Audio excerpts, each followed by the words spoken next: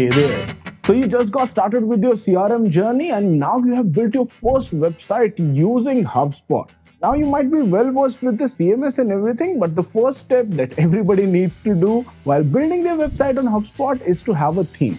Now there are two ways you can go about it. Either you can install the theme of your choice from the marketplace, or if you have some good theme which you have purchased from some people like the folks at CTA9.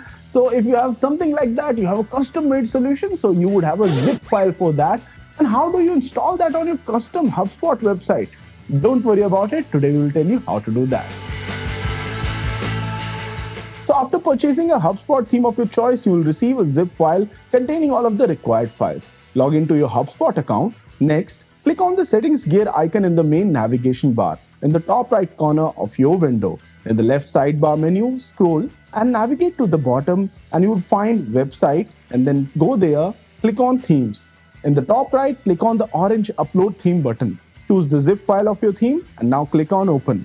So that was it for this tutorial. This is how you can install a custom theme on your HubSpot website. It's easy to do, and in case you are interested in the upcoming theme developed by people here at cta9.com, you can always check out that one in the link below.